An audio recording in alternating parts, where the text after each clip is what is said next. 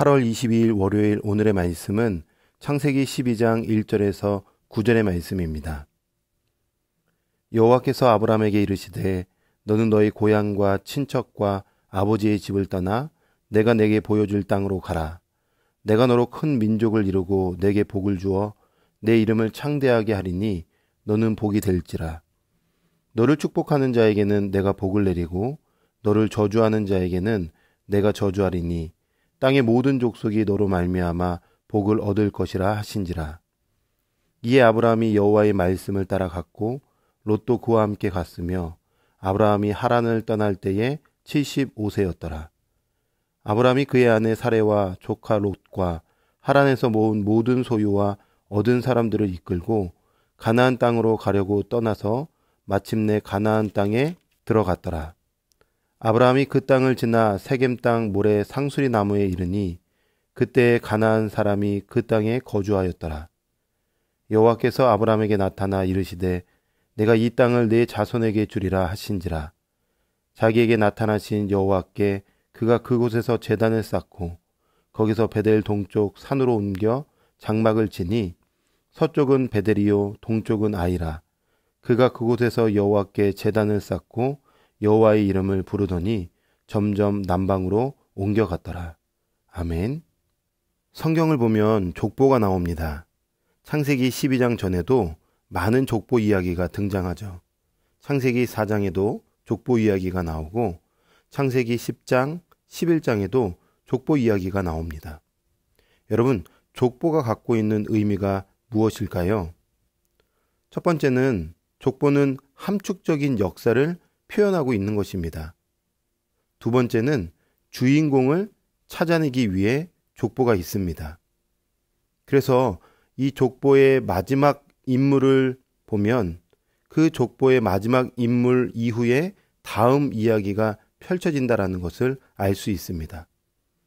그런 점에서 11장에 나오는 이 족보의 마지막 주인공은 과연 누구일까요? 우리가 잘 아는 것처럼 아브라함입니다. 그래서 이제 12장부터는 하나님 나라의 주인공, 그 족보의 마지막 주인공인 아브라함의 이야기가 시작되는 것입니다. 하나님은 아브라함을 통해 오늘을 살아가는 우리에게 무엇을 말씀하고 싶으신 걸까? 오늘 본문의 말씀을 통해서 함께 생각해 보려고 합니다. 여러분, 오늘 본문의 말씀을 보면 하나님의 부르심은 축복으로의 부르심이라는 것을 알 수 있죠. 3절 말씀에 너를 축복하는 자에게는 내가 복을 내리고 너를 저주하는 자에게는 내가 저주하리니 땅의 모든 족속이 너로 말미암아 복을 얻을 것이라 하신지라. 아멘. 하나님께서 아브라함을 복되게 하셨고 또 복의 통로로 불러주고 있습니다. 자, 중요한 것은 이러한 하나님의 부르심 앞에는 조건이 있다는 것입니다. 누가 하나님의 복, 구원의 복, 영원한 복, 그 놀라운 축복을 누리게 될까요? 1절과 2절 말씀에 나옵니다. 여호와께서 아브라함에게 이르시되 너는 너의 고향과 친척과 아버지의 집을 떠나 내가 내게 보여줄 땅으로 가라.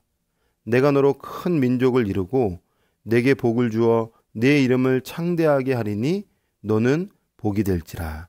아멘. 하나님께서 두 가지 명령을 내리세요. 그 두 가지 명령이 무엇일까요? 하나는 떠남입니다. 떠나라. 또 하나는 믿음의 순종입니다. 즉 가라입니다. 아브라함이 살던 곳은 어떤 곳이냐? 갈대아 우르라는 지역으로 당시 수메르의 수도였습니다.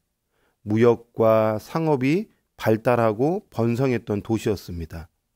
그러니 자연스럽게 사람들이 왕래하고 또 여러 문물 교환이 이루어지면서 각종 세상의 것들, 특별히 우상이 득세하기 시작했고 우상의 도시라고 해도 과언이 아닐 정도로 세상 문화가 가득했던 곳입니다. 하나님께서 그 우상의 도시, 즉 세상에서 아브라함을 축복의 자리로 불러주고 계신 거예요. 그런데 그 축복을 누리기 위해서는 무엇이 필요하냐? 바로 떠남의 결단이 있어야 된다라고 우리 주님이 말씀하고 있는 것입니다. 아브라함은 본토 친척 아비 집을 떠나는 위대한 결단을 했던 인물입니다. 여러분, 당시 본토 친척 아비의 집은 보장된 미래가 있지 않았겠습니까? 생활적으로 익숙하고 안정감이 있고 성공이 보장된 곳이 바로 아브라함이 머물러 있는 본토 친척 아비의 집입니다. 그런데 하나님께서는 하나님의 복을 누리려면 반드시 세상으로부터의 결별의 결단이 있어야 된다는 것을 촉구하고 있는 것이죠. 믿음의 성도 여러분, 하나님의 은혜, 하나님의 축복, 위로부터 주시는 은총을 누리길 원하십니까? 내 영혼이 하나님 안에서 안전하기를 원하십니까? 그렇다면 하나님을 적대하는 세상으로부터의 그 결별의 결단이 우리 삶 가운데 있기를 주님의 이름으로 축복합니다. 여러분, 우리는 매일매일 영적 정쟁을 하는 전사이죠. 떠나는 싸움을 해야 하는 것입니다. 내 영혼을 갉아먹고 있는 것이 무엇인지 오늘도 점검하고 그 세상의 문화, 세상에 익숙한 것으로부터 결별하여서 하나님께서 주시는 그 충만의 은혜를 오늘도 누리는 기쁨이 있기를 원합니다. 이어서 축복을 누리기 위해서는 무엇이 필요한가? 바로 믿음의 순종이 있어야 하는 것입니다. 하나님께서 아브라함에게 가라라고 명령하시죠. 그런데 문제는 어디를 가야 할지 알려주시지 않았다는 거예요. 목적지가 어딘지 몰라요. 가르쳐 주시지 않았어요. 그저 가라라고 말씀하신 것입니다. 무슨 의미일까요? 하나님만 바라보고 믿음의 순종을 하라고 말씀하고 있는 것입니다. 아브라함의 걸음을 책임져 주시겠다는 하나님의 무언의 약속이 가라라는 이 단어에 담겨져 있는 것이죠.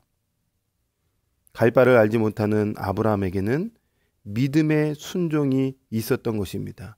그 믿음의 순종이 축복을 누리는 비결이었던 것이죠. 말씀을 묵상하면서 스스로 이런 질문을 해봤어요. 내가 지금 떠나야 할 것은 무엇인가? 하나님 말고 안정감을 얻고자 하는 대상이 있다면 그것은 무엇인가? 여러분, 떠나지 않으면, 하나님 말고 다른 것으로부터 안정감을 찾으려 한다면 그것은 갈대아 우르에 계속 머무는 것과 같습니다. 세상에 쾌락은 있을 수 있고 세상에 만족은 있을 수 있지만 결코 하나님께서 주시는 그 영혼에 채워주시는 기쁨은 누릴 수는 없는 것이죠. 하나님의 은혜를 늘 갈망하는 성도 여러분, 하나님은 지금도 하나님 나라의 주인공을 찾고 계세요. 하나님의 복을 받을 주인공을 찾고 계세요. 오늘도 치열한 세상에서 세상의 온갖 것들이 우리의 영혼을 파괴하려고 유혹할 것입니다. 돈, 사람, 권력, 인정받고자 하는 마음, 이런 여러 가지 것들이 우리의 시선을 빼앗을 것입니다. 그러나 그것으로부터 우리는 떠나고 동시에 하나님의 것, 하나님의 말씀을 선택함으로 믿음의 순종이 있어서 아브라함이 족보 끝에 나오는 하나님 나라의 주인공이 되었던 것처럼 오늘도 우리의 삶에 하나님이 너가 주인공이야 라고 칭찬받고 그렇게 하나님의 축복을 누리는 저와 여러분이 되기를 주님의 이름으로 축복합니다. 아멘. 기도하겠습니다. 하나님, 오늘도 귀한 말씀 우리에게 주셔서 참으로 감사합니다.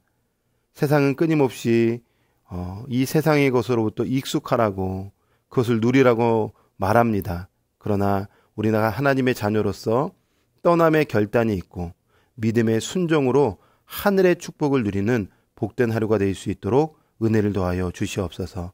함께 하실 하나님께 감사드리며 예수님의 이름으로 기도합니다. 아멘.